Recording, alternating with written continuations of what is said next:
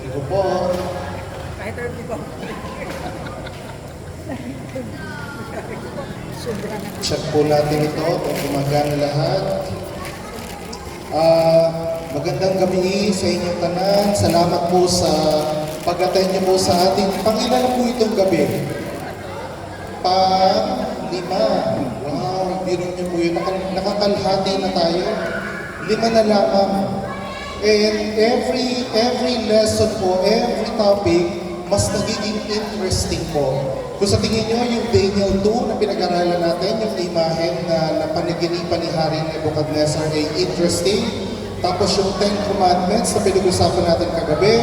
Tapos yung 10 signs ng pagdating ng Panginoong Jesus, plus 1, na isa na lang sign ang natitira para dumating ang ating Panginoon. Lahat po yun ay napakaganda mga topic. Pero ito pong topic natin ngayong gabi, isa po ito sa aking mga favorite topic. Ang ating pong pamagat ng ating presentation ngayon ay Rest in Hope. Ano ba ang tunay na araw ng pagsamba? Sa mundong ito po, ang total population po ng mundo ngayon ay around 8.2 billion people. Wow, ang dami na po natin. Tanda ko po, nung ako po ay grade 1, nung grade 1 po ako, noong mga 1980s, ang tanda ko po, yung pinag-uusapin namin population dati is around 4 billion. 4 na billion pa lamang po ang tao noong 1980s. 2025 na, nadoble po ang populasyon ng mundo.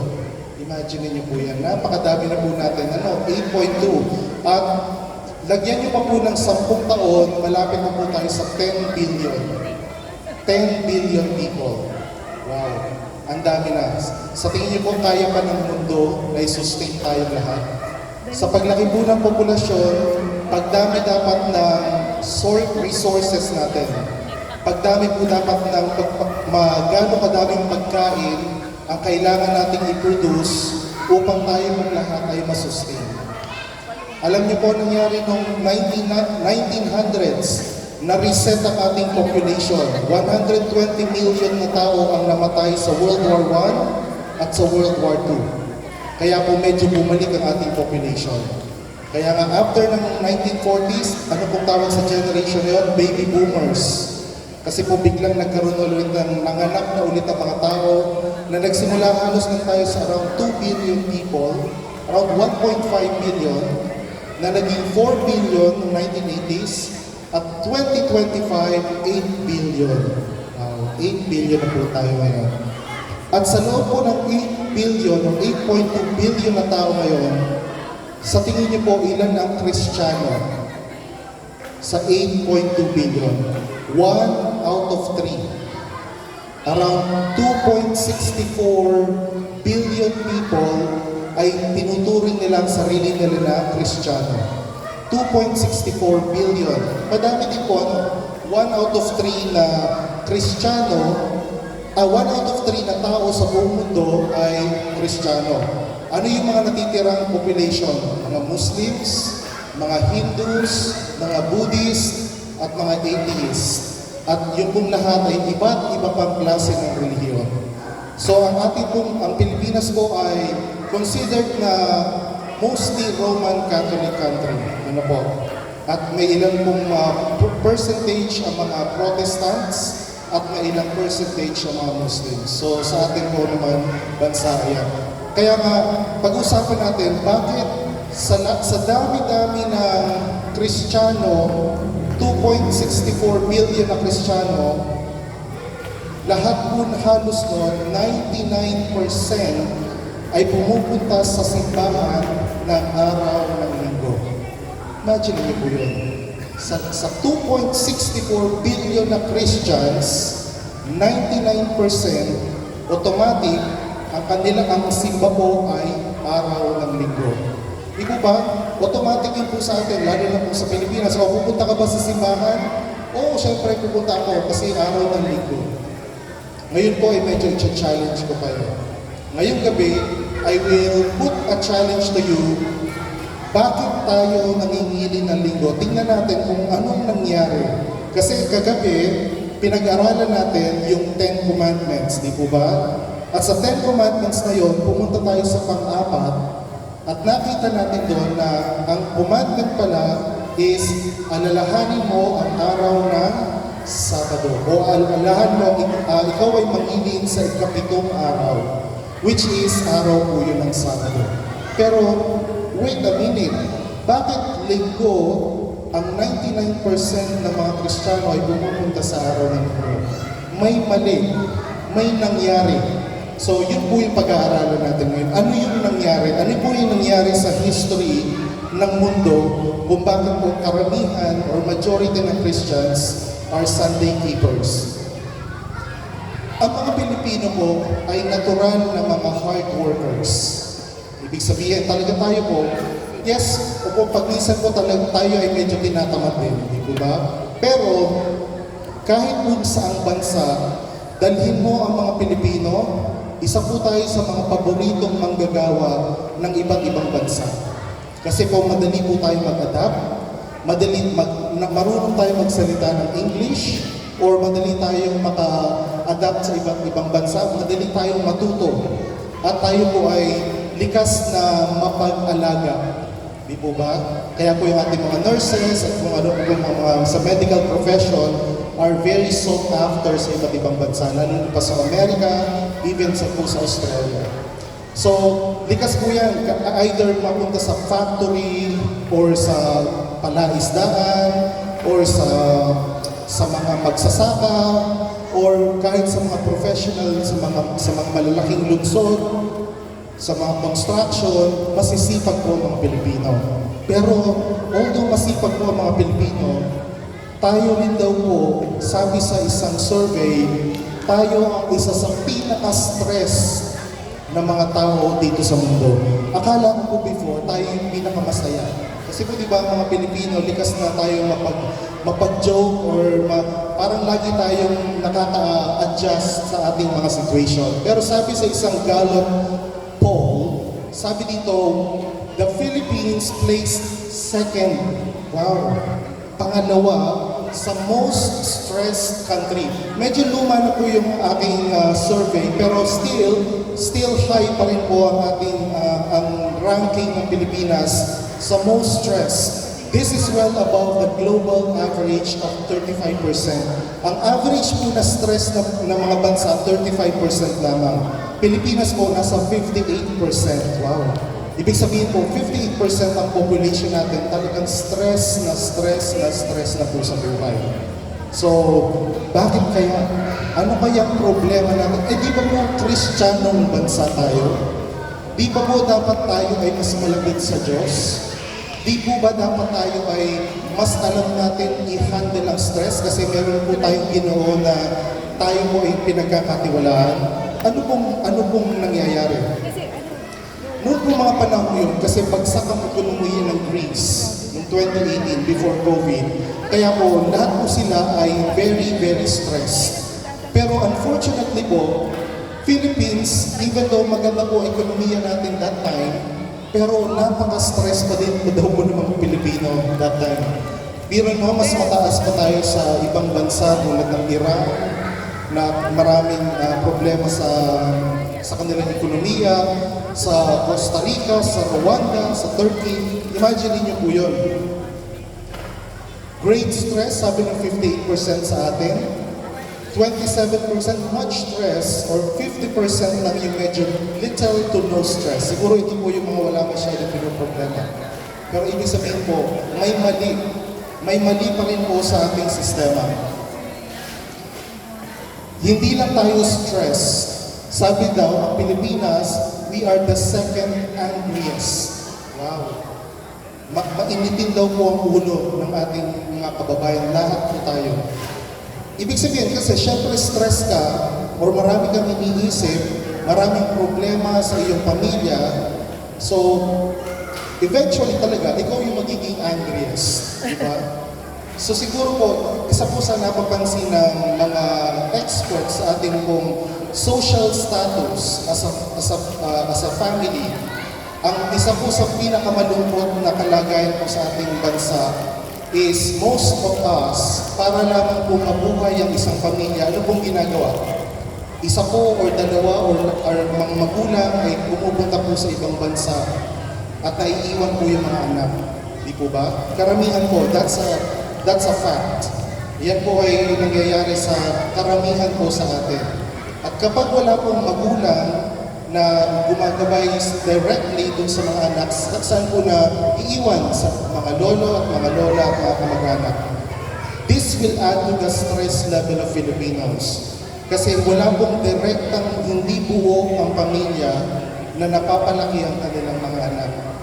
So this is a fact sa ating pong mga Pilipino. Kaya po, although malungkot kasi po, we try to survive. Di po ba? We try to survive amidst the difficulties ng ating pong ekonomiya. Anong ginagawa ng Pilipino ngayon para mawala ang stress? Siguro po, pag nakikita nyo ngayon dito, showbiz. Di po ba? Isa po yan sa ginagawa natin para makatakas sa problema sa buhay. Mahilig tayo sa boxing. Pag may laban si Pacquiao, tanda-tanda ko, tigil ang lahat ng Pilipinas. Diba? Walang traffic, walang free men, lahat ay, diba? Lahat ay tahimik. Kasi lahat po ay nanunood kung ano ang mangyayari kay Manny Pacquiao. Ano pang ginagawa natin para mawala ang stress?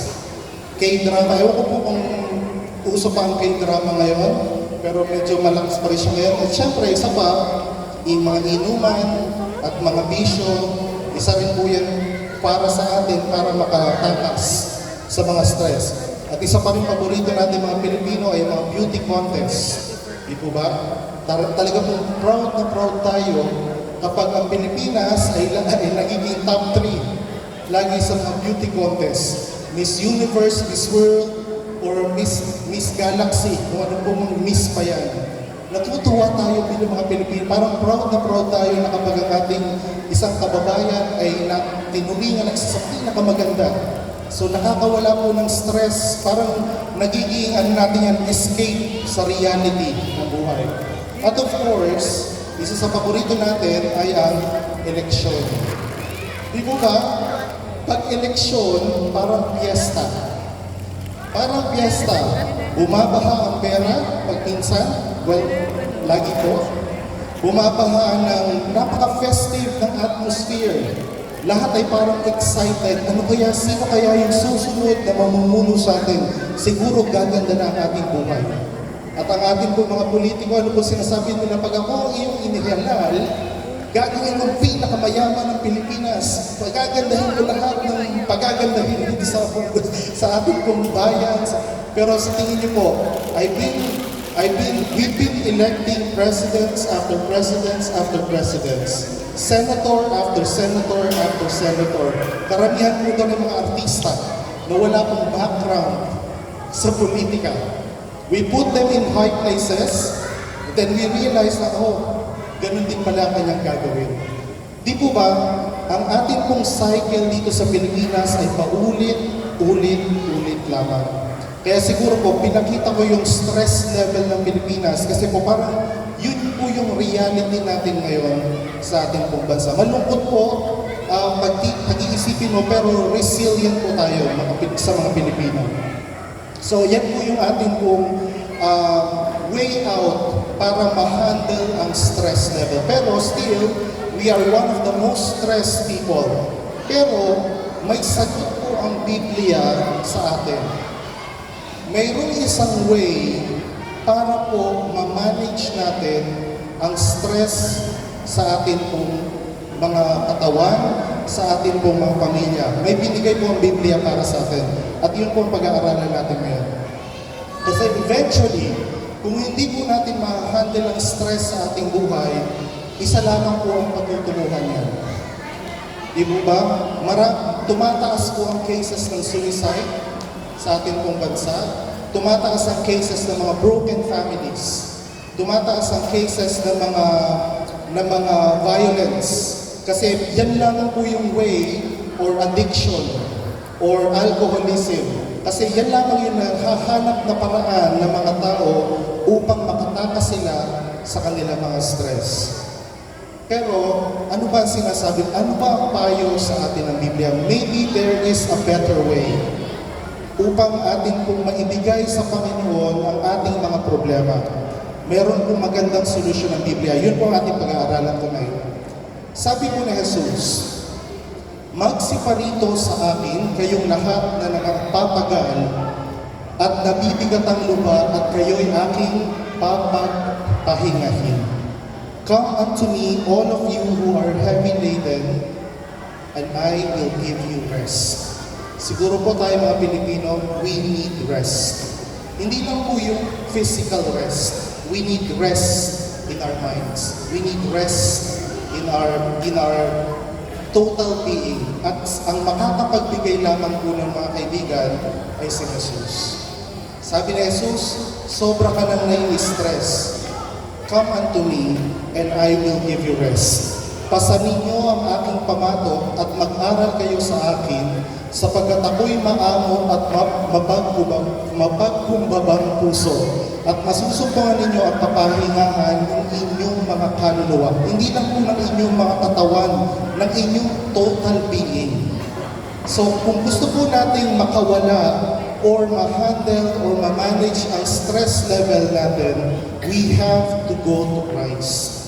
We have to accept Christ. Yun po yung sinasabi ni Jesus sa atin. At paano po natin gagawin yun?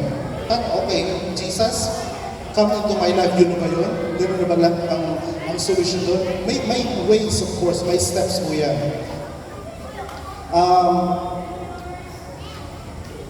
Oops.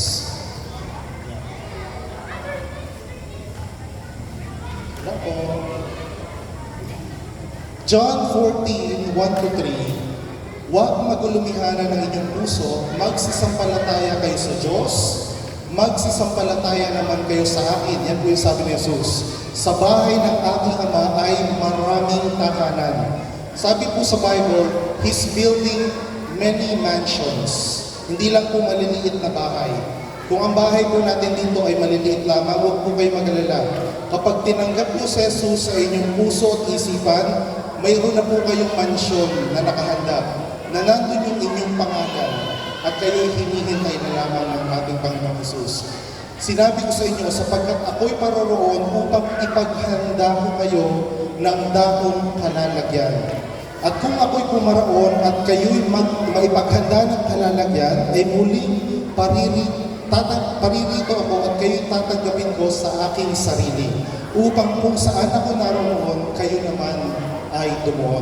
Ang ganda po ng promise. Ano po? Let not your heart be troubled. Believe in God, believe also in me. In my Father's house are many mansions. Wow, ang ganda po, no? Ang ganda po ng promise ng ating Panginoong Jesus. Sabi ni John sa Revelation, or Apocalypse 14:7, matakot kayo sa Diyos at magbigay luwalhati sa Kanya sapagkat dumating na ang oras ng Kanyang paghuhukom. Nandito ngayon po tayo sa stage ng judgment. Para malaman ni Jesus, di po ba nangako siya, okay, pinaghahanda ko kayo ng kalalagyan, ipinaghahanda ko kayo ng mansion sa langit ngayon. Pero, in order for me to give you that price, may kailangan kong i-judge, kailangan kong mag-undergo ng judgment bawat isa po sa atin. Wala pong exemption. Mayaman, mahirap, kahit ano pang ang status ng iyong buhay, tayo po ay haharap sa harap ng Panginoong Jesus. Sasabihin po niya sa atin kung tayo ay nararapat sa kanyang kaharian. So kailangan pong malaman natin kung ano ba ang kalooban ng Diyos sa atin. Kagabi po, pinag-aralan natin ang 10 utos ng Diyos. Kaya nga po, kanina nung itinanong, bakit ba natin kailangan sundin ang utos ng Diyos? Not because we fear God, but because we love Him. Di po ba? Kasi po, mahal natin ang Diyos na nagligtas sa atin, kaya susundin ko sa utos ng maluwag sa aking puso. Yun po yung dahilan. Reviewin po natin yung 10 utos. Yung unang tablet, at 2 tablet po yan. Yung una ay pagmamahal sa Diyos at yung pangalawang tablet ay pagmamahal mo sa kapwa-tao. Kagaya nga po na sinabi ni Jesus, dinivide niya sa 2 ang 10 utos. Love the Lord your God with all your heart, soul, and mind, and love your neighbor as yourself. So yun po yung naging partition ng commandments. So, pag-reviewin lang muna very quickly. So, huwag kang magkakaroon ng ibang Diyos sa harap ko, huwag kang gagawa sa iyong sarili ng inukit na larawan, huwag mo siyang yuyukuran, huwag po kayong yuyuko sa isang rekulto. Huwag mong babanggitin ang pangalan ng Diyos sa walang kabuluhan. Pang-apat, alalahanin mo ang araw ng Sabat o ikapitong araw upang ingatan itong banal. At yung pangalawa, ito naman po yung pag-ibig mo sa iyong kapwa. Igalang mo yung ama at ang iyong ina, huwag kang papatay, huwag kang mangangalunya, huwag kang magnanakaw, huwag kang magiging sinungaling, at huwag mong iingutin ang bahay ng iyong kapwa at kahit ano pang meron siya. Yan po yung 10 commandments. Ito po yung pinag-aralan natin kagabi. Ngayong gabi ito po, magfo-focus tayo dun sa ika-4. Kasi nga po nagsimula tayo sa fact na bakit 99% ng mga Kristiyano ay pumupunta sa simbahan ng linggo. Ano po ang nangyari? Which is, iba po dun sa sinasabi sa Biblia na ang pangigiling ay hindi linggo. Yun po dapat, pag ikaw ay mangigilin at pupunta sa simbahan, dapat ay Sabat. Dapat po ay Sabado. Bakit? Ano po ang nangyari?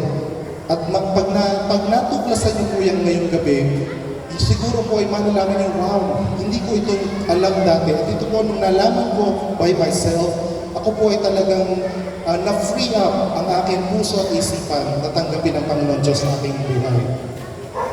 John 1:1-3. Nang magpasimula siya ang verbo, ito po si Jesus, at ang verbo ay sumasa Diyos, ang verbo ay Diyos, at ang lahat ng mga bagay ay ginawa sa pamamagitan niya. Ibig sabihin, ang creator natin, ang pinaka-active na creator na Diyos natin ay si Jesus.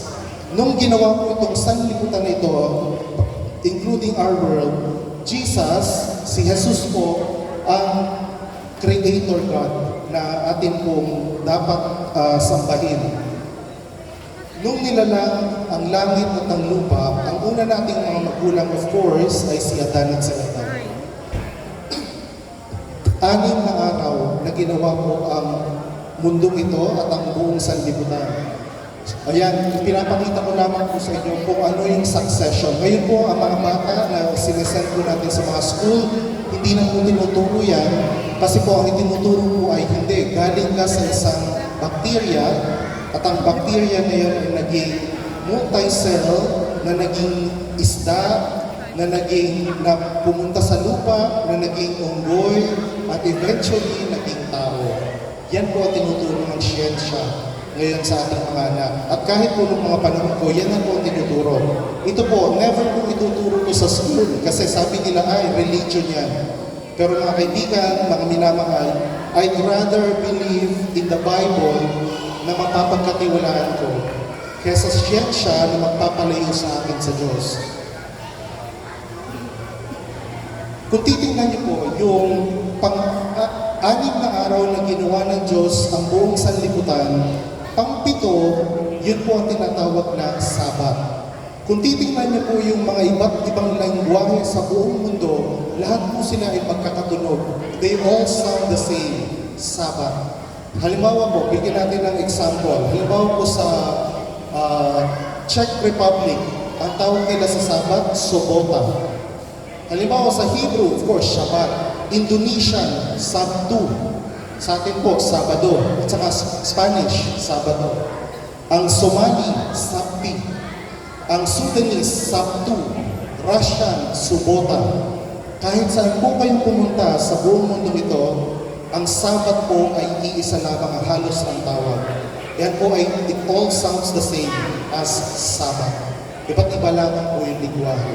Ibig sabihin po, lahat yan may pinanggalingan. Lahat yan, kung trace mo sa history, ang ikapitong araw ay always been the Sabbath day. Pero tanda ko po, mayroon pong ginawa ang mga gobyerno before, at even now, napapansin nyo ba na mga kalendaryo nyo, karamihan sa kalendaryo nyo ngayon ay nagsisimula na sa Lunes? Meron na po ba kayong mga nakitang ganon? never pong nagsimula ang isang linggo sa Lunes. It always starts with Sunday. Pero para walang problema sa paghingili ng Sabado, so ginawa nila po, of course, Lunes para ang ikapitong araw ay papatak sa linggo. Di po ba? Napansin niyo po yun, pero it never has been like that. Sunday is always been the first day. At even the Bible, pag-iaralan po natin, may mga verse po tayo sa Bible na magpapatunay sa inyo na ang linggo has always been the first day of the week. Ngayon po, tinatry po ng mga gobyerno na baguhin ang kalendaryo. Pero kung alam niyo po ang inyong history, hindi po dapat mabago na linggo pa rin lagi ang unang araw ng isang linggo. Sasabihin natin, baka kasi ang Sabat para lamang sa mga Hudyo yan. Diba? Kristiyano tayo eh. So, okay, sa kanila Sabado, tayo, linggo. Kasi Kristiyano tayo, doon nabuhay si Jesus ng linggo. Yan po yung pinaka-common na interpretation ng iba't ibang religion. Iba't ibang Christian religion sa mundo ito. Kasi Sabado, sa Hudyo, Kristiyano, linggo. Di po ba? Kaya nga, 99% ng Kristiyano pumupunta sa simbahan ng linggo kasi nga, yan ang itinuturo sa bawat isa sa atin. Pero, ano sabi sa Genesis 2, verse 1-4? Ito po, simulan natin. Nayari ang langit at ang lupa at ang lahat ng mga bagay sa mga iyon. Nang ikapitong araw ay natapos ng Diyos ang gawain na kanyang ginawa. At anong ginawa ng Diyos? Nagpahinga. Napapagod po ba ang Diyos? Hindi napapagod ang Diyos. Binibigyan lamang po tayo ng example na okay, para mabigyan ko ng example ng aking mga minamahal na anak, magpapahinga din ako. Siya ng ikapitong araw, hindi po ikaunang araw, ikapitong araw mula sa lahat ng gawain kanyang ginawa. Ano bang ginawa ng Diyos para maging special ang Saturday, ang 7th day? Binasbasan. Hindi lang siya nagpahinga, binasbasan pa niya.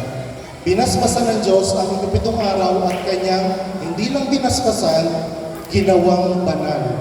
Ibig sabihin sa English po, sanctified. Sineparate sa ibang araw. Kapag ginawang banal ang isang bagay, sineseparate mo yan sa the rest. Halimbawa, sa 7 araw, okay, Sunday, Monday, Tuesday, Wednesday, Thursday, Friday, Saturday, I will keep you separate. Because it is sanctified. Ginawa niyo pang banal. Sapagkat sa araw na yun ay nagpahinga Diyos sa lahat ng gawain na kanyang ginawa. Binigyan po tayo ng example, mga kaibigan, upang at binigyan tayo ng reason ng Panginoong Diyos para i-keep po natin ang ikapitong araw. Anong tatlong reason ng Sabat? Yun po yung pinakita ko kanina. Nagpahinga po ang ating Panginoong Diyos, pinasbasan niya ang araw ng Sabado, at ginawa niya itong banal. Pwede po kayo pumunta sa simbahan na kahit anong araw kung gusto nyo, pero hindi po yung ginawang banal. Di po ba? I can go to church any day, anytime. Pero hindi po yun yung appointment ng Diyos sa akin. So parang God has made an appointment to each one of us. Gusto mo akong makita? Gusto mo akong maranasan yung aking pagpapala? Pumunta ka sa simbahan ng Sabado. So parang ganun po yung sinasabi ng ating Panginoon Diyos. Isinaisang tabi para sa banal na gawain.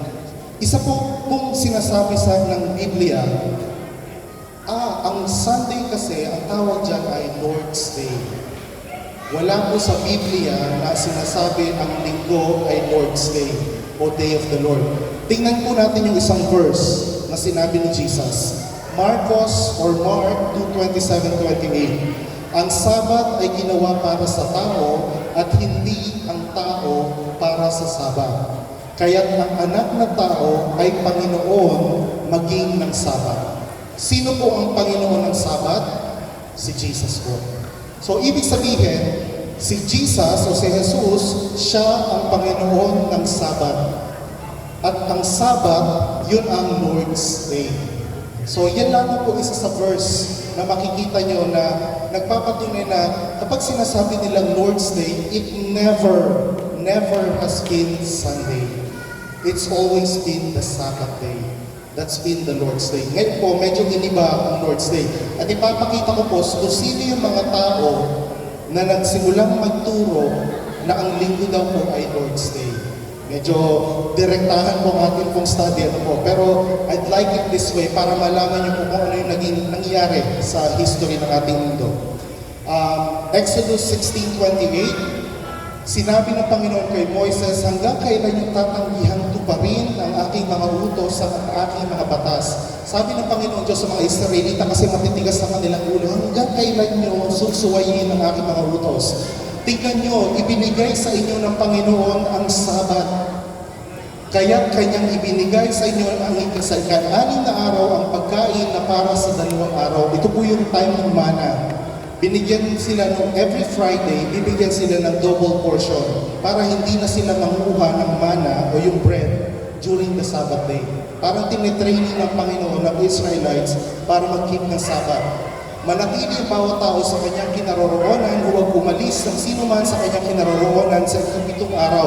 Para yung ika-7 araw, hindi po sila maggagagala, kundi magtututok sila sa Panginoon Diyos. Kaya ang taong bayan ay nagpahinga sa ika-7 araw.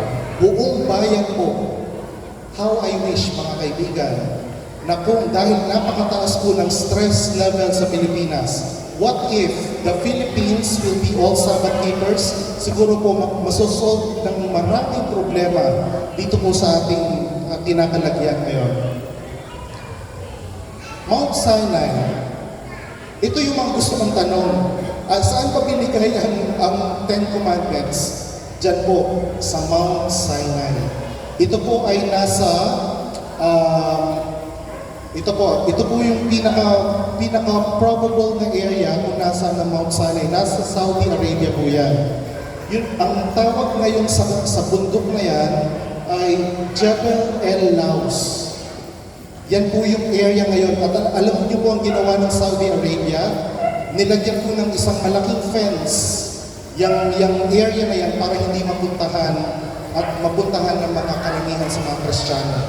Para, syempre, Muslim country, so medyo medyo sinecure nila yan para hindi mapuntahan ng mga Jews at hindi mapuntahan ng ibang mga turista. Pero yan po yung most probable location ng Mount Sinai. Exodus 28:11, ito po yung 4th commandment. Ngayon, anuhin lang po natin, medyo reviewin natin ng mabilis. Alalahanin mo ang araw ng Sabat upang ipigilin. Bakit? Ito ang sabi ng Panginoon. 6 na araw na gagawa ka at iyong gagawin ang lahat ng iyong gagawin. Ngunit ang ika-7 araw ay Sabat sa Panginoon mong Diyos. Sa araw na yan ay huwag kang gagawa ng kahit anong gawa. Ikaw, ni ang iyong anak na lalaki, ni ang anak na babae, ng iyong aliping lalaki, ni babae, ni ang iyong baka, ng iyong tagaybanlupa na nasa loob ng iyong mga pintuang daan. Ibig sabihin po, kung kayo po ang may-ari ng tahanan na yon at may nakikituloy sa inyo, sasabihin nga, maglalaro lang ako sa araw ng Sabat. Medyo isipin niyo po, medyo tandaan niyo po itong commandment na to. Kasi po, nasa inyo na pong responsibility ang kaluluwa na nasa iyong tahanan.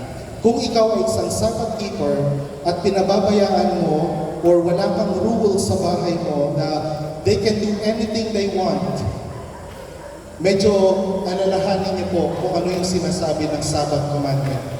Kasi hindi lang yun utos sa'yo, yan ay utos sa iyong buong tahanan, na under your control.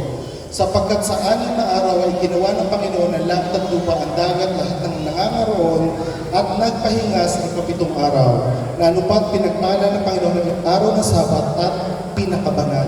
Pinagpala niya po ang araw na to as apart from all other days. How do I keep the Sabbath holy? Isaiah 58:13. Sabi doon, kapag iyong iurong ang iyong paa dahil sa Sabat sa paggawa ng iyong kalayawan sa aking banal na araw at iyong tinawag ang Sabat bilang isang kasiyahan, it's a joyful day, at marangal ang banal na araw ng Panginoon at ito'y iyong pinarangalan na hindi ka lalakad sa iyong mga sariling lakad. So, yung wala kang ibang appointment. Ang appointment mo lang ay sa Diyos. Ni hahanap ng iyong sariling kalayawan, ni magsasalita ng iyong mga salita kung magkagayon manhulugod ka sa Panginoon. Yun po pala yung tamang pangingilin ng araw ng Sabat. Ezekiel 20:20, bakit? Bakit pa kailangan natin i-keep ang Sabbath, ang fourth commandment? Kasi po, ito isa sa pinakamahalagang tanda ito. Inyong ingatang banal ang aking mga Sabat upang ang mga iyon ay maging, ano po daw? Tanda. Seal. Sa pagitan ko, sa pagitan ng Diyos at sa pagitan ninyo.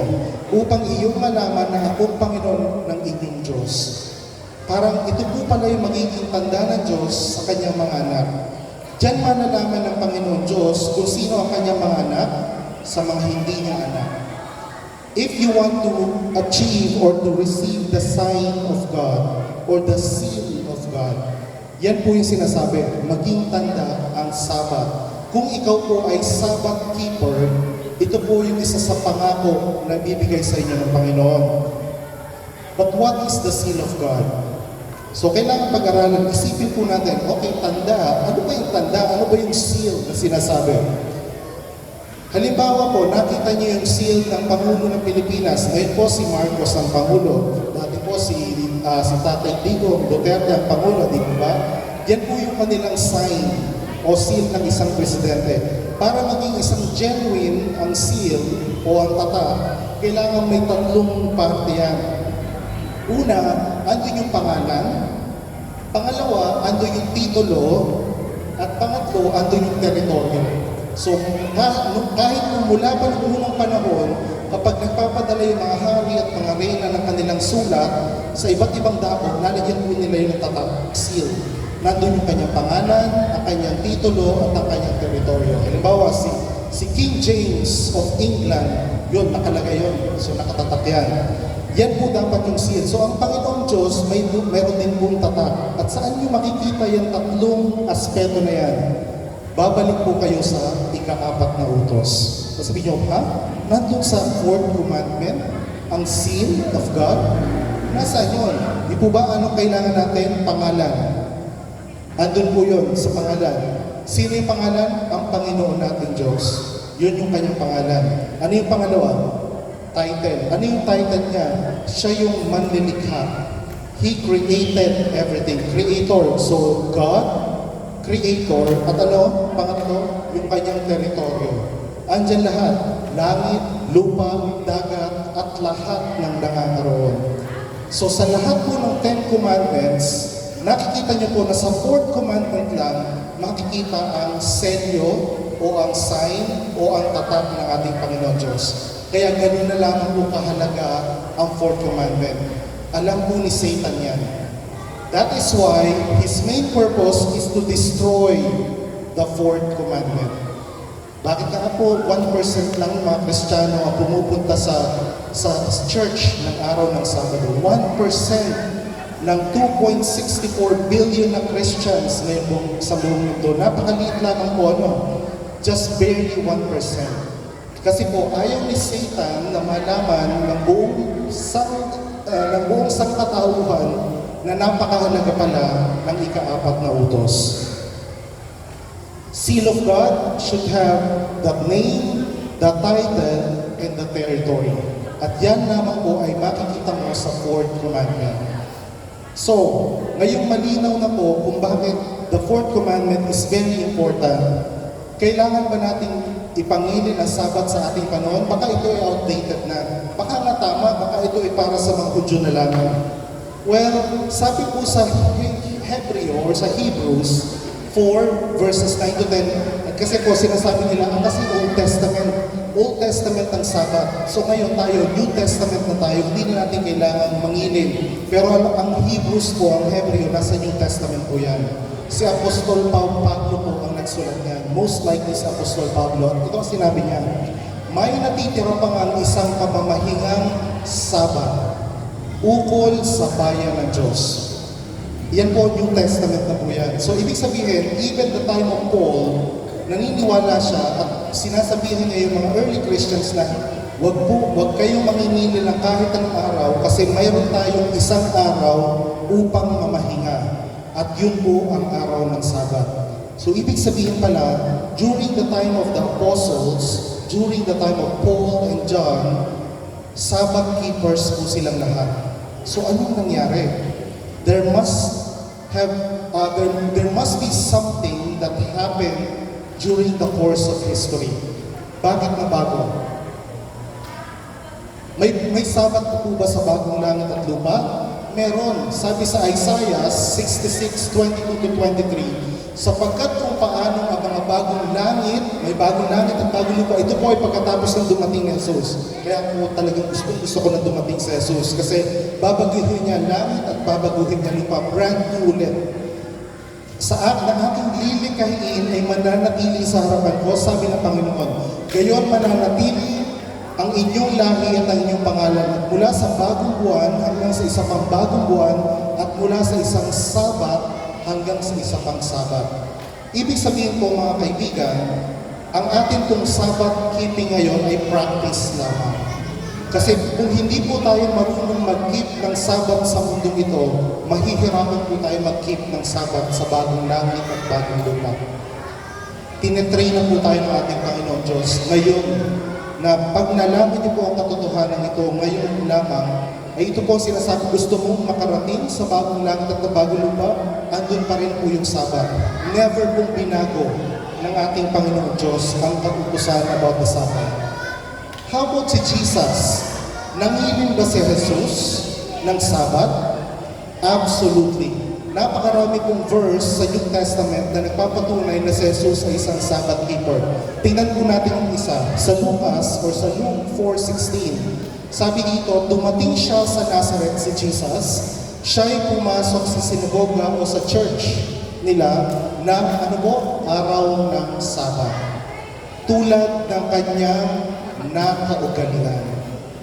Ganun po lumaki si Jesus. Lumaki po siya na isang Sabbath keeper. At tumindig siya upang bumasa. Ganun po, tinuturuan po tayo ni Jesus kung paano mag-keep ng Sabbath. He goes to church every Sabbath day o ikapitong araw. How about yung mga first Christians after po ni Jesus? Panahon ni ng mga apostol.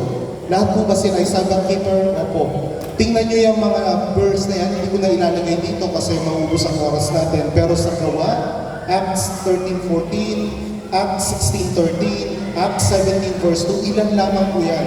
Yan pong mga church na yan, Antioch Church, Philippian Church, Thessalonian Church, lahat po yan ay nangingilin ng araw ng Sabado.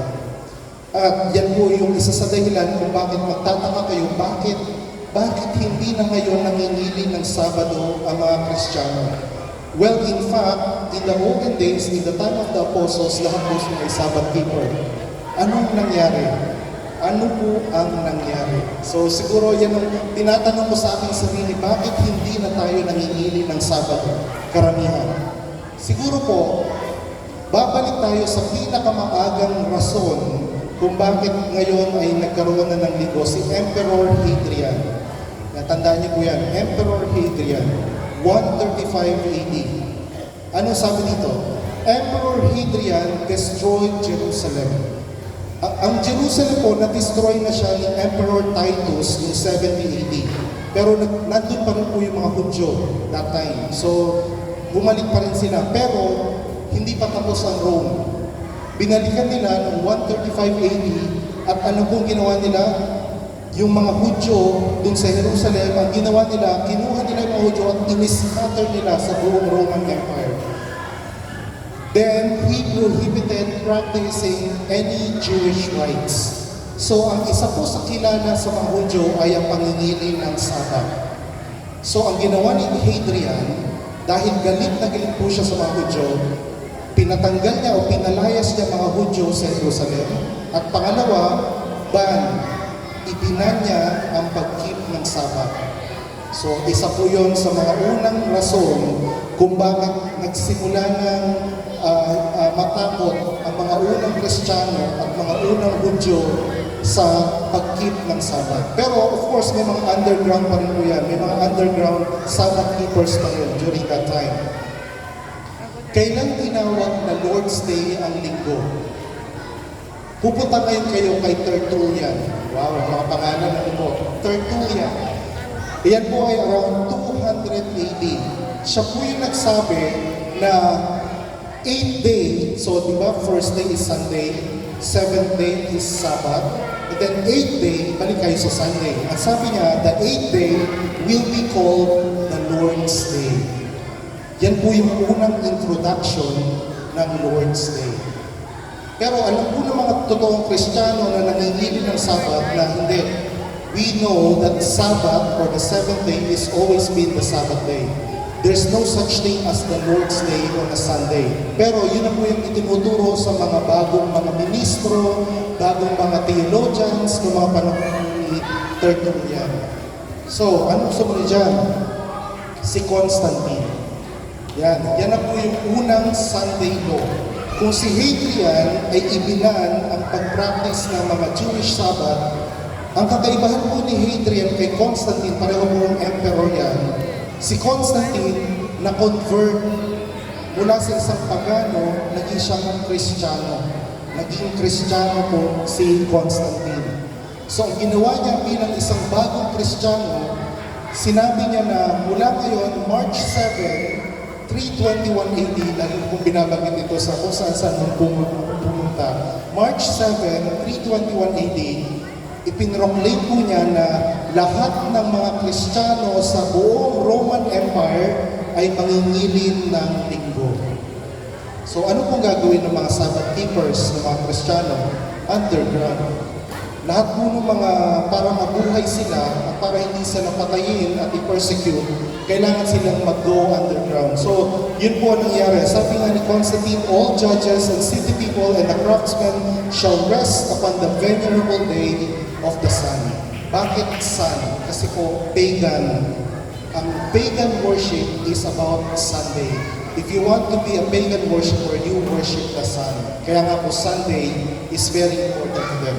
So yan po yung unang Sunday law. Unang Sunday law ay ibinigay noong 321 AD. So bakit po tayo karamihan sa atin nanginginig ng Sunday? Hadrian, Tertullian, Constantine. Is ilan lamang po yan sa mga pangalan na pwede nyo para maintindihan nyo po at ma-appreciate na nagkaroon pala ng pagbabago noong mga unang 300 taon ng Kristyanismo. At dating naman po si Pope Sylvester. Ito yung mga unang papa sa Vatican. Ang kanyang pangalan ay Pope Sylvester. Sabi niya, in the year 325, Sylvester, Bishop of Rome, officially changed the title of the first day, calling it the Lord's Day. So yung Papa sa Roma po pala, ang nagsabi na, okay, officially ngayon, ang Lord's Day na ngayon ay ang linggo, hindi na ang Sabat. Pero yun pong mga yun pong mga totoong Kristiyano na nag-aaral ng kanilang mga Bible, they know that the Sabbath has always been the Lord's Day. Yan po ay lahat ay nakasulat sa history, so madali pong malaman yan. Dahil po yung mga unang Kristiyano, yung ating pong iglesia ay patuloy na pinipersecute, yun pong mga iglesia na nakabase sa Rome, nag-decide sila na magkaroon ng isang konseho or council at isa po yung sa tinawag na Council of Laodicea ng 364 at officially inadopt ng Christian Church ito, Christians shall not Judaize and be idle on the Sabbath, but shall work on that day. So, pinwersa na po ang mga Kristiyano na mag-work or magtrabaho ng Sabado. At ang gagawin nila, the Lord's Day, they shall specially honor. So, ganun na po nangyari. Pinwersa yung mga Sabbath keeper na Kristiyano. Pag kayo ay nag-work ng Sabbath, kayo ay mapaparusahan. Ngayon, para hindi kayo maparusahan, huwag kayong mag-work kayo ng Sabbath at i-keep nyo ang Sunday as a holiday. So, bakit po yung magtataka ngayon na karamihan po sa mundong ito ay nangingili ng linggo? Babalik po tayo sa history. At imagine niyo po yan, that's 364 AD, ngayon po ay 2025. So that means that around 1,700 years, karamihan po ng history niyan ay ibinaon sa memorya ng bawat isa po sa atin. Nang dumating po ang mga Espanyol dito, siyempre ang ituturo nila ay hindi ang Sabat. Ituturo nila ay ang tinuro ng kanilang simbahan. Di po ba? Sabi nga sa konseho ng Laodicea. So, just as a review, so 30 AD, Sabbath keeper pa. Yan yung time na umakyat si Jesus sa langit. Pero noong 95 AD, namatay na si Apostle John. Noong 135 AD, Emperor Hadrian, pinalaya sa mga Hudyo sa Jerusalem. Sa Tertullian, sinabi na Sunday is the Lord's Day. Si Constantine nag-set ng Sunday law. Di po ba? Pero hindi pa po tapos ang ating storya. May kasunod pa. 400 AD, kilala niyo po ba si San Agustin? Di po ba? May mga piyesta ng San Agustin.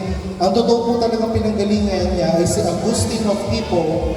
Siya po ay nagtuturo sa mga Kristiyano at yun po yung mga leader ng mga Kristiyano na to keep the Sabbath as the Bible described, na yun po yung Sunday.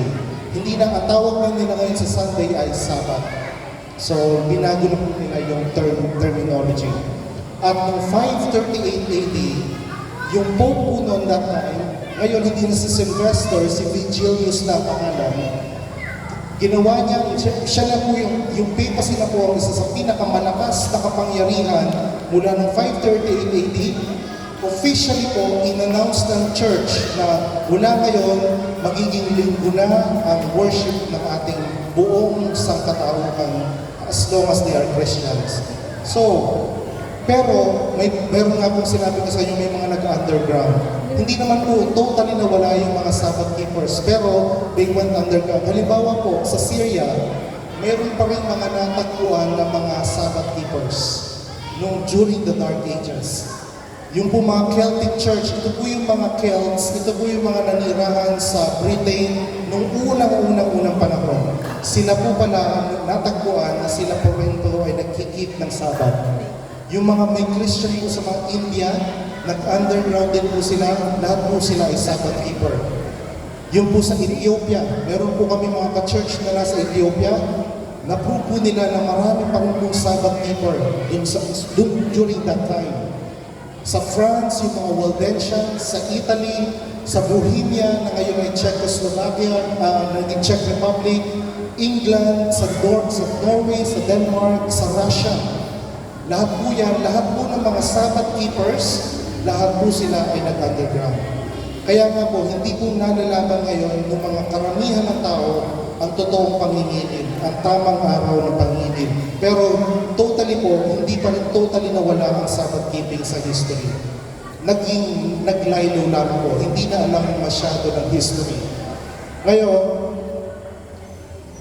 after the Dark Ages, after the Dark Ages, na nagsimula na po yung Reformation, pumasok na po yung mga Anabaptist. Ito po yung mga ninuno ng mga Baptist.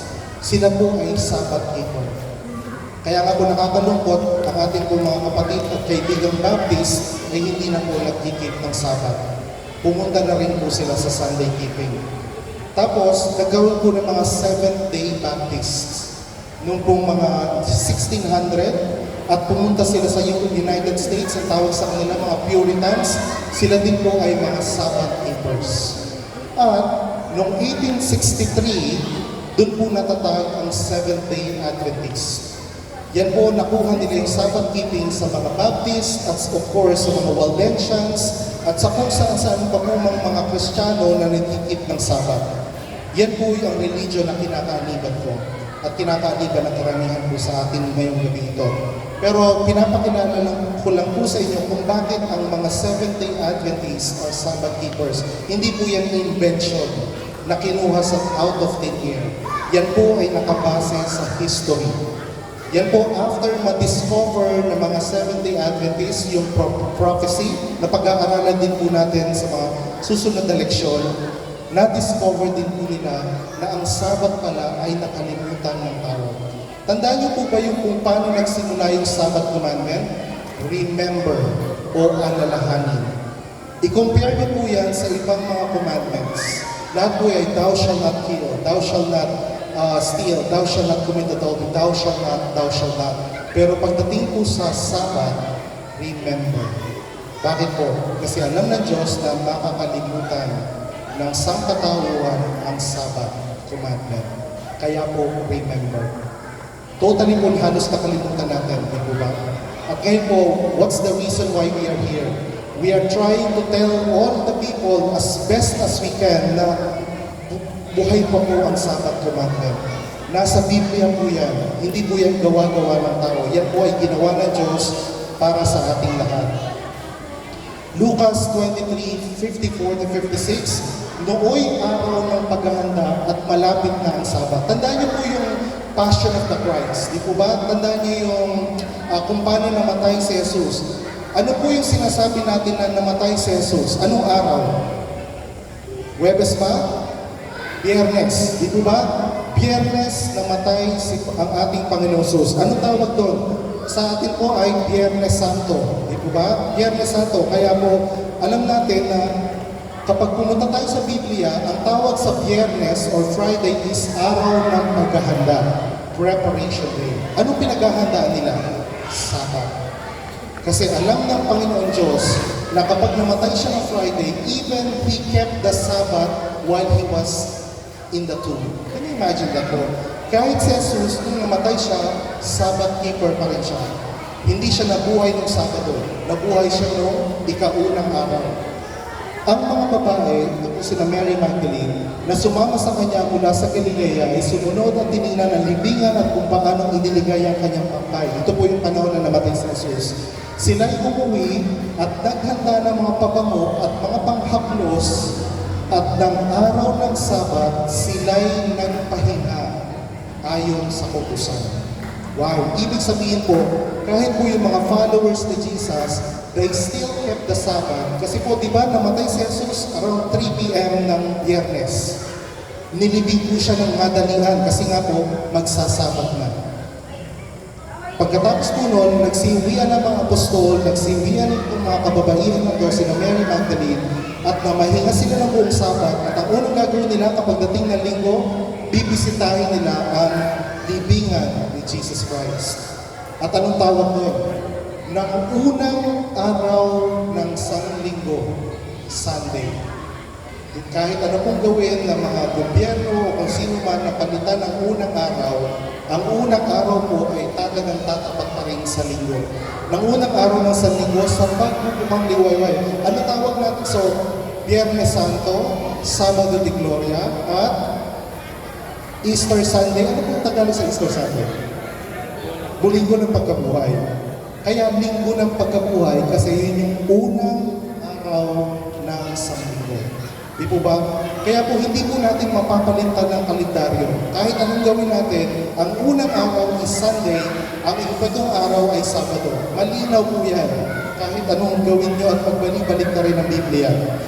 So ayon sa Biblia, Biyernes ang araw ng paghahanda, Sabado ang araw ng Sabat, at Linggo ang unang araw ng Sanlinggo. Kagaya nga po pag Holy Week, di po ba? Every April or May, Biyernes ang tawag natin Holy Friday o Biyernes Santo, Sabado is Black Saturday, at Linggo ay Linggo ng pagkabuhay. So, hindi po natin mapapalitan yan. Sino po nakakita na sa inyo ng pasyon? Nung bata ko po ako, nakakita na ako ng pasyon. Ito po yung nakalagay dyan. Kung totoo po yung original po yung pasyon na inyong nakita o narinig, ito po yung nakalagay sa page 5 ng pasyon. Pasyong mahal ng puwang ng Nazareno. At sa Genesis na libro, nalalaman ay ganito, nang lalangin itong mundo, itong Diyos ng totoo, kaarawan ng Domingo, Sunday. Tinutuwag sinayasat ng Santang Iglesia Dilag ang sa Genesis na sulat, aniya ay pawang tapat at Diyos ang nagpahayag. Ito'y pasunod sa atin ng Diyos na maawain, at kaya pinagpili na palimahin at sundin ang Sabado'y ipangilin. Kahit po sa pasyon, nakalagay po na ipangilin po natin ang Sabado. Eh bakit po nangingilin ng linggo? Di po ba? May mali, may totally mali po sa sistema. Page 5. Di po ba kapag nagbe-birthday ang isang bata o isa tayo, sineselebrate po natin. Di po ba? Napakahalagang birthday. Halimbawa po, Nanay, anong birthday nyo? Ano pong birthday nyo, Nanay? Anong birthday mo? February 23 mo? Wow! Halos ka birthday ko si Nanay. Nanay, halimbawa sinabi sa inyo ng gobyerno, Nanay, hindi na February 23 ang birthday mo, gagawin natin August 5. Papayag po kayo. Oo, ibahin natin nanay. Huwag nang February 23, August 5 na lang, mas maganda yun para sa inyo. Papayag po kayo? Oo. So siguro, kahit sino po sa atin, kapag pinalitan ng inyong araw na karawan, may papayag po ba sa inyo? Hindi po katotohanan yun, hindi po ba? Kayo po ay mabubuhay sa isang kasinungalingan. Ang birthday po ng ating mundo, ang birthday ng isang sinuko ay every 7th day. Kaya nga po doon ang birthday ng ating creation. So kung sino mang gagawa ng magsasabi na ayaw namin ng 7th day, gusto namin linggo. Sa tingin niyo po may karapatan po ba tayo bilang mga nilalang na palitan ang araw na inilagay ng Diyos bilang araw ng paglalang, pag-recognize ng kanyang paglalang. Wala pong isang ninumang sino sa atin na may karapatan na magbago ng araw ng pangingiling. At yun po ang pagbabago ng araw ng Sabat. Awit 89:34. Ang aking tipan ay hindi ko lalabagin, ang salita na lumalabas sa aking mga labi ay aking babaguhin.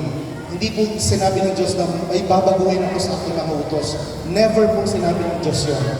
Kagaya nga po nito, Matthew 5:17-19, sapagkat katotohanan sinasabi ko sa inyo hanggat sa mawala ang langit at lupa, ang isang tuldok o isang putlit ay hindi mawawala sa kautusan. Never pong mababago ang kautusan ng Diyos. Kahit anong pong gawin natin, it will stay forever. Kaya sino mang sumaway nito ay mababawasan din sa kaharian ng langit. So ang nangyari po kasi, ang Roman government at ang church ay nag-join together. Church and state join together. Kaya nga po, binuwag nila ang Sabat at pinalitan ito ng linggo. Yan po eventually ang nangyari sa ating history. The Christian Sabbath, sabi dito, ang Iglesia Katolika sa mahigit na 1,000 taon bago lumitaw ang Protestante sa pamamagitan ng kapangyarihan ng kanyang sakdal na misyon, binago ang araw mula Sabado patungo sa Linggo. Hindi po sa Bible, kundi po ang Iglesia. Ang Iglesia Katolika po ang nagbago mula Sabado patungo sa Linggo. Very, very clear po yan. At yung mga nagsulat po niyan ay usually din po din sa mga church, sa mga Catholic writers din po nagsulat niyan. Halimbawa, lahat po tayo, kung kayo po ay lumaki sa Catholic Church, kailangan pag-aralan natin ang catechism. Mayroong part ng catechism na sinasabi, alin ang araw ng Sabat? Sabi doon, ang Sabado ang araw ng Sabat. Nasa catechism po yan. Isa pang tanong doon, bakit ipinangingili natin ng linggo sa halip ng Sabado? Ang answer po doon sa katekismo, sabi, sapagkat inilipat ng Iglesia Katolika ang kabanalan mula Sabado tungo sa linggo. Wow! Hindi Diyos ang naglipat, Iglesia. The power of the church and state changed the Sabbath commandment to Sunday. So, yun po pala ang dahilan kung bakit karamihan po sa atin ngayon, 1% lang ng Christianity ang nangingiling ng Sabado ngayong mga panahon ito. Sabi nga ng isang cardinal ito, mataas ang katungkulan, if Protestants would follow the Bible, they should worship God on the Sabbath day by God this Saturday. In keeping the Sunday, they are following a law of the Catholic Church. Wow! Either you follow God or you follow the church. Sino po ang pipiliin mo, mga kaibigan, mga kapatid? Napakalinaw po ng linya na ibinigay po sa atin ngayong gabi nito. Iyong basahin ang Biblia mula Genesis hanggang Apokalipsis at wala kang makikitang isang linya na nagpapabanal ng linggo. Ang kasulatan ay matibay na nagpapatunay ng pangingili ng Sabado. Sino po nagsabi nito? Isa po itong cardinal. Alam po ng ating pong mga leaders ng mga church, hindi lang po yun yung mga ordinaryong mabababang katungkulan na pare. Ito na po yung mga cardinal na namumuno sa simbahan. Bakit lumalabag naman kayo sa utos ng Diyos dahil sa inyong tradisyon? Kasi nga po, Sunday is the day of the pagan worship. Kaya po, nung nagsanib ang Roma sa mga pagan worshippers, kailangan nilang talsikin o ipatalsik ang pangingili ng Sabado kasi po yun ay inassociate nila sa mga Hudyo. Not knowing na ang mga una pong Kristiyano ay all Sabbath keepers. Okay? Hindi po yan nabago for at least 200-300 years. At walang kapuluhan ang pagsamba nila sa akin na itinuturo nila bilang mga aral ang mga alitintunin ng mga tao. We have to choose who to follow. Do we follow God or do we follow men? Yun po yung isa sa pinaka-critical decision na we have to make each for ourselves. Tradisyon o Biblia? Ano po ang inyong gabay? Kung ako po inyong tatanungin, doon po ako sa Biblia. Doon po ako sa mas safe. Kasi po, kung ako ay umayon sa mundo o sa tradisyon, hindi po ako magiging kalugod-lugod sa ating Panginoon Diyos. St. Catherine Catholic Church Sentinel, 1995, kailan lamang, marahil ang pinakamapusok na bagay, ang pinaka-revolutionaryong pagbabago na nangyari ay nagawa ng Iglesia noong unang siglo. Unang siglo pa lang, ang banal na araw, ang Sabat, ibig sabihin, alam nila na ang banal na araw ay Sabat, ay inilipat mula Sabado tungo sa Linggo. Hindi sa anumang mga tagubilin na sa kausan, wala daw po sa kasulatan, kundi sa pagkadama ng Iglesia sa sariling kapangyarihan nito. Wow. I am powerful, sabi ng church. I can change laws. I can change the time. So ganun po katindi ang labanan noong unang panahon at still, pina-follow po ng karamihan, even ng mga Protestant churches. If you are a real Protestant, then you should be against Sunday keeping. Pero ano po nangyayari? Lahat po ng ating mga kaibigan na sinasabi nilang sila'y protestante, pero at the end of the day, they still follow tradition. So yan po ang katotohanan na pag minsan mahirap pong lunukin, pero we have to know it by itself. Revelation 14:12, narito ang panawagan para sa pagtitiis ng mga banal sa mga tumutupad sa mga utos ng Diyos at humahawak ng matatag sa pananampalataya ng Jesus. Pagdating po ni Jesus, at yun po ay malapit na, dalawa lamang pong klase ng tao ang kanyang aabutan.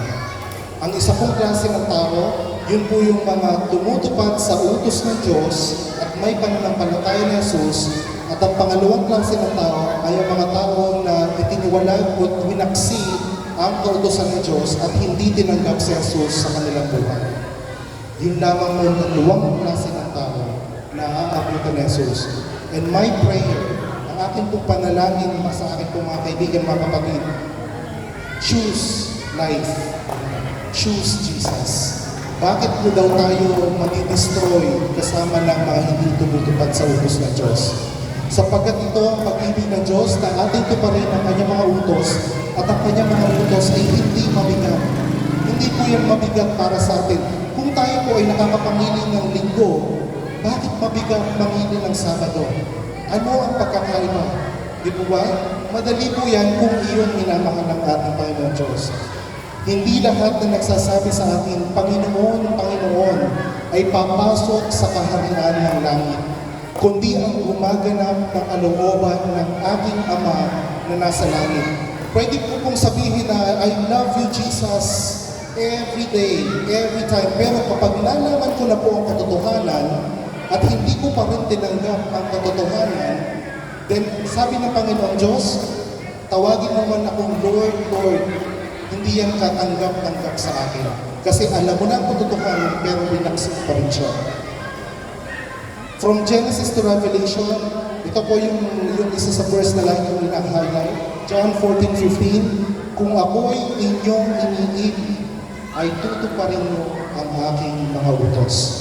Mga kaibigan, mga kapatid, ito po ang ating choice ngayong gabi. Either God's way or man's way. Sabi ni Pedro, sabi ni Apostol Pedro, dapat muna kaming magsitalima sa Diyos bago sa mga tao. At yan po ang isa sa dahilan kung bakit pinapresent namin ang mga katotohanan ito para magkaroon po kayo ng decision, para magkaroon kayo ng choice. Sapagkat ang sino mang gumanap sa buong katusan at gayon may natitisod sa isa ay nagiging makasalanan sa lahat. Ibig sabihin, kung alam niyo po pala yung buong 9 commandments at yung 4th commandment ay patuloy kayong sumusuway sa 4th commandment, tayo din po ay nagkakasala sa lahat. Napakabigat po, pagtitingnan niyo po by itself. So, ang sinasabi lang sa atin ng Panginoon Diyos, kung susunod ka, sundin mo ng lahat. Bakit ka pa magre-reserve ng isa? Hindi po ba? At inyong makikilala ang katotohanan at ang katotohanan ay magpapalaya sa inyo. Ito po ang aking panalangin sa inyo mga kaibigan, mga kapatid. Kung ito po ay unang katotohanan na narinig nyo lang ngayong gabi, my hope and my prayer is that this truth will set you free. At ang banal na Espiritu po ang mangungusap sa inyong gabi na hindi po galing po yan sa akin, hindi po yan galing sa kahit sino mang preacher, ito po ay galing po sa directly sa kasulatan, sa ating pong Biblia. And I hope na handa na pa kayong mamahinga sa araw ng Panginoon, and my hope and my prayer is that you will answer yes. At mamaya po ay, bago po tayo manalangin, ay magkakaroon po ako ng appeal sa bawat isa po sa inyo na pag nilay-nilayan niyo po ang presentation na nakita niyo po ngayong gabi ito, maaari pong kailangan niyong kausapin ng Diyos directly upang sabihin niya sa Kanya na, Panginoon Diyos, ito ay bago sa akin. Ang aking panalangin ay ibigay mo pa sa akin ang katotohanan upang ako ay magkaroon ng desisyon na kailangan kong gawin. So, salamat po at bibigyan po tayo ng isang magandang awitin bago po tayo ay magtapos sa ating panalangin mamaya. Pero I hope and my prayer is that you will feel and you will know that this commandment is binding forever and ever. Wala pong pwedeng makapagbago ng utos na ito. So tomorrow po, mas maganda po ang ating pag-uusapan kasi po, ito naman po ay para malaman nyo sino ba ang banal na Espiritu. At ano ba ang kasalanang walang kapatawaran? What is the unforgivable sin? Pag-aralan po natin ito tomorrow. At pagpalain po kayo mga kaibigan at mga kapatid. Salamat po.